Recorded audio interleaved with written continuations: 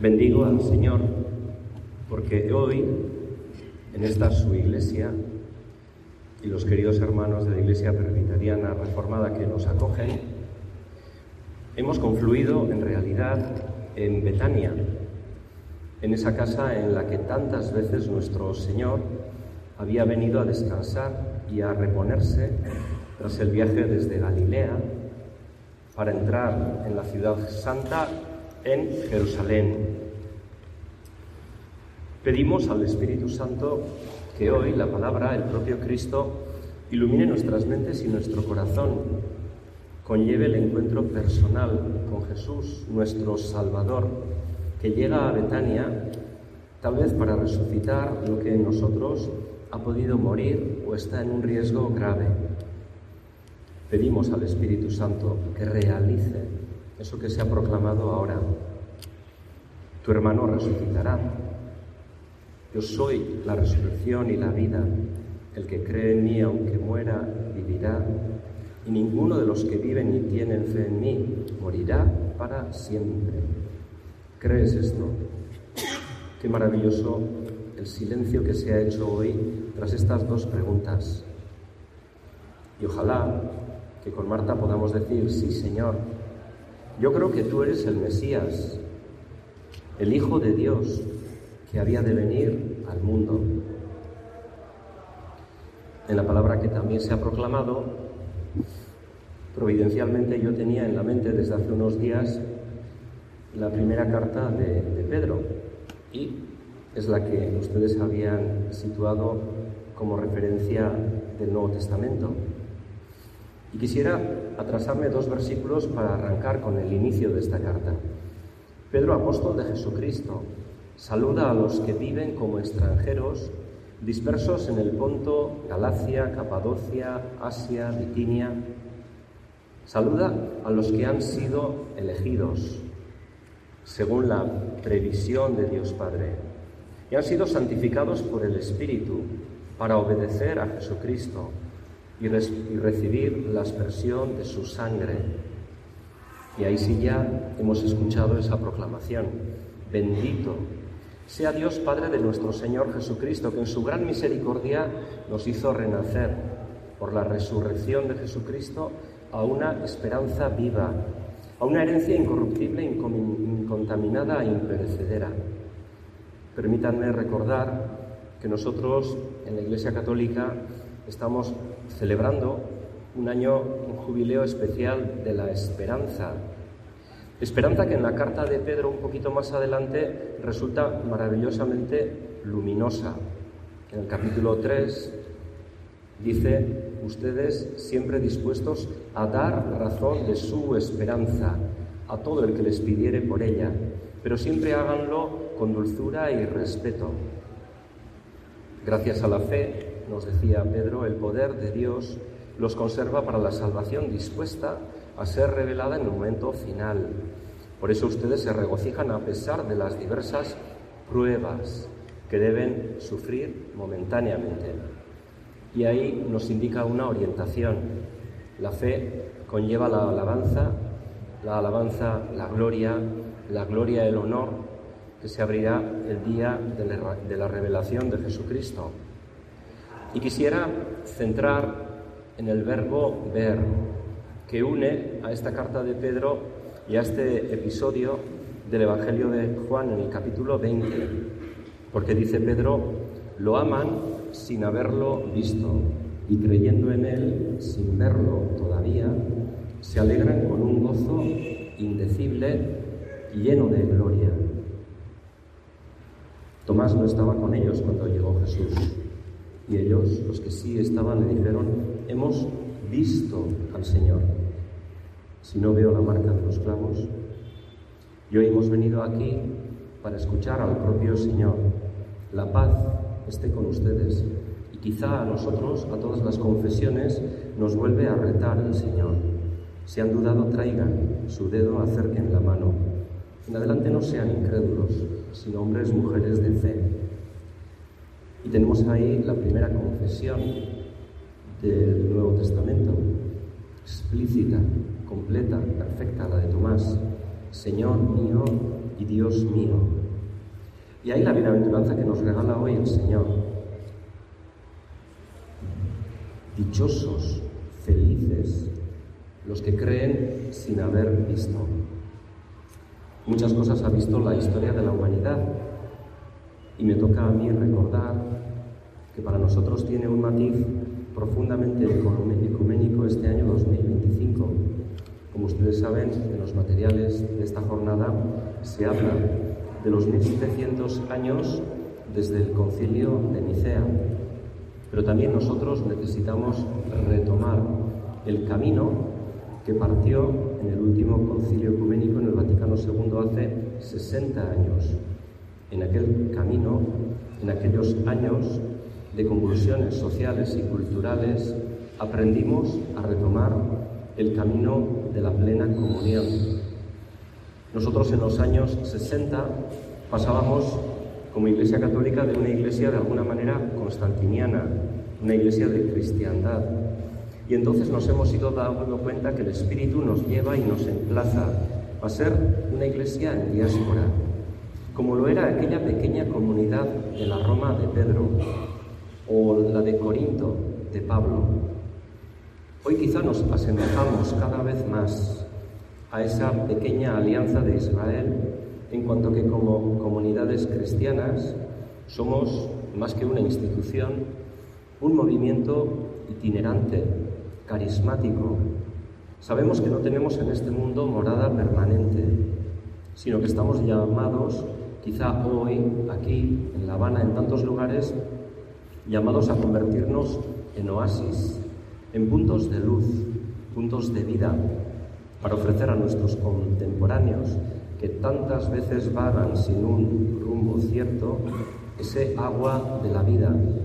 Razones para seguir esperando, como decía Pedro en su carta, la posibilidad de encontrarse a través de nuestro amor fraterno cara a cara con el único Señor.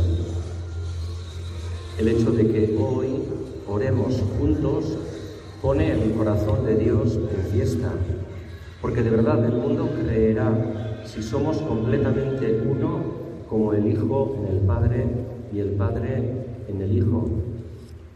Permítanme hacer un pequeño recorrido de esos jalones de la historia que nos han traído hasta aquí. El Concilio Vaticano II, por el impulso de Juan XXIII, hizo que hubiera cambios sustanciales para la Iglesia Católica, por cuanto la entrada, digamos, oficial del ecumenismo significó para nosotros una nueva teología, una nueva eclesiología y en general cambios muy significativos, teóricos, estructurales, pero como también diré, cambios cordiales, de mentalidad, de manera de situarnos. No fue casual que el bueno del Papa Juan anunciara un nuevo concilio ecuménico el 25 de enero, en la fiesta de la conversión de San Pablo. No fue para nada casual que tuvo un empeño especial allí por 1960 para fundar el Secretariado para la Unidad de los Cristianos. Podemos decir, con los grandes teólogos de aquella época, que bajo muchos aspectos la presencia de todos los no católicos en el aula conciliar señaló el fin de la contrarreforma. Ya no queremos ser una iglesia en contrarreforma, a la contra de lo que otros hermanos puedan vivir, pensar o creer. Queremos aprender a caminar juntos, yendo al fondo, a la raíz de nuestra fe, como lo estamos haciendo ahora, recurriendo a ese concilio del que cumplimos en este momento 1700 años. La callada presencia y luego elocuente presencia de tantos observadores de tantas confesiones cristianas, evangélicas y ortodoxas hizo que cambiara para siempre el tono de la Iglesia. Desapareciera toda polémica agresiva o toda arrogancia triunfalista. Los padres conciliares se esforzaron en decir la verdad sin herir el amor. Siguiendo una frase de San Isidoro de Sevilla, el amor sin verdad lo hace inútil, la verdad sin amor nos hace arrogantes. pedimos al Espíritu Santo el coraje de tener la valentía de buscar siempre desde Él a Cristo en su verdad y en su amor, sabiendo que aquella primavera de la Iglesia tiene sus contratiempos. A veces sucede aquí, por lo menos en España también, que tenemos unas grandes nevadas en estos días. Parece que la primavera llega y luego de repente hay un cambio de tiempo y da la impresión de que otra vez vuelve el invierno. Pero nosotros queremos pensar que hemos inaugurado entre todos una nueva estación. Decía Yves Congar, en su conjunto la Iglesia Católica, sin dramas ni esplendores, ha operado su conversión ecuménica al más alto nivel. La Iglesia Católica y todo el pueblo de los cristianos ha vivido efectivamente un momento histórico solamente comparable a los más grandes. Por eso, citando a Juan 23, cuando él habló con los delegados de todas las confesiones cristianas, les dijo: que yo recuerde, jamás hubo entre nosotros confusión en los principios o contestación en el plano de la caridad, en el trabajo común que nos imponían las circunstancias para asistir a los que sufrían, cuando él había estado en Sofía, en Estambul, en Atenas. No hemos parlamentado, pero sí hemos hablado. No hemos discutido, pero sí hemos amado. Y yo quisiera que este año tan especial de estos 1700 años de Nicea suponga para nosotros una actitud genuina de un verdadero diálogo, que es lo que selló ese último de los concilios, en el que en el documento sobre la unidad dice: este sagrado concilio desea ardientemente que los proyectos de los fieles católicos progresen en unión con los proyectos de los demás hermanos, sin poner obstáculos a los caminos de la providencia, sin prejuzgar los impulsos futuros del Espíritu. Queremos con humildad situarnos ahí. El tono en aquellas comisiones era muy diferente del habitual. Lucas Bischer, de la Iglesia Reformada Suiza, reconoció: nos sorprendió ver hasta qué punto se esforzaban los obispos por comprender las posturas que representábamos. Para nosotros fue una gran experiencia en el plano religioso. Les animo para que en adelante esta sea nuestra actitud. El estilo de la confianza y la amistad que quiso imprimir el concilio desde sus comienzos, el Papa bueno, Juan XXIII, ese estilo había triunfado. Y citando también, por hacer justicia, a San Pablo VI, para llegar al final de una plena y auténtica comunión, queda todavía mucho camino por hacer, muchas oraciones que elevar al Padre de las Luces, citando al apóstol Santiago, muchas vigilias. Al menos podemos al final del concilio anotar una conquista. Hemos vuelto a comenzar a amarnos, y quiera el Señor que al menos por esto el mundo reconozca que somos verdaderamente sus discípulos, porque hemos restablecido entre nosotros el amor mutuo. Por eso, en estos días en los que estamos celebrando tantas cosas y recordando, ¿cómo no poner en el corazón? El próximo 7 de diciembre se cumplirán los 60 años del levantamiento de las excomuniones mutuas entre Oriente y Occidente, como colofón de la Asamblea Conciliar, o aquel otro signo profético de Pablo VI, que al término de su misa en San Pedro se agacha hasta el suelo y besa el pie del metropolita enviado por la delegación de Constantinopla, y lo explica, y dice que lo hace para significar que el Papa está en la Iglesia como Cristo para servir. En esto consiste su autoridad y su misión. Cae en muchas barreras psicológicas de incomprensión entre Oriente y Occidente. Permítame una experiencia que para mí también marcó. El 25 de enero del año 2000, algunos de cuantos estamos aquí, estábamos estudiando en Roma y pudimos ver cómo en la última de las puertas que abrían el tercer milenio, el Papa San Juan Pablo pidió al patriarca de Constantinopla y al primado de la Iglesia de Inglaterra que ellos también empujaran a abrir con él la puerta santa. El segundo milenio nos ha separado, auguramos que en el tercer milenio con el Espíritu Santo trabajaremos para ser otra vez completamente uno. Nicea es una referencia. Ojalá los cristianos nos propongamos, como lo hicieron entonces, dar juntos testimonio de Cristo, según la fe de la Iglesia para el bien de la humanidad, comenzando por nuestro prójimo, es decir, nuestros próximos. La Iglesia Católica también ahora continuamos avanzando en una adecuada reforma, con humildad siguiendo al Espíritu. Nicea consagra una teología trinitaria que tiene que ver con la configuración de la Iglesia y su naturaleza sinodal. Caminar juntos en unidad, en medio de la diversidad. Y Nicea es el primer gran testimonio de cómo resolvían en la Iglesia primitiva las cuestiones de importancia doctrinal y disciplinar. En definitiva, una visión sinodal, como nos está alentando el Papa Francisco, para que todos crezcamos en una Iglesia que es cósmica, que quiere llevar a la plenitud a toda la creación. Nuestras divisiones rompen este modelo.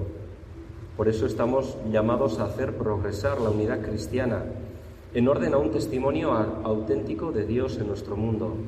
Padre, que sean uno para que el mundo crea. Me atrevo a sugerir que seamos muy creativos a la hora de pensar. Como decía a los sacerdotes con lo que hemos hecho ejercicios espirituales estos días, ¿por qué no soñamos que estamos en una época de precristianismo? Estamos en la misma situación en la que aquellos pocos cristianos de Roma y de Corinto estaban a punto de recibir una gran efusión de espíritu y dieron testimonio ante el mundo de que el Señor vive.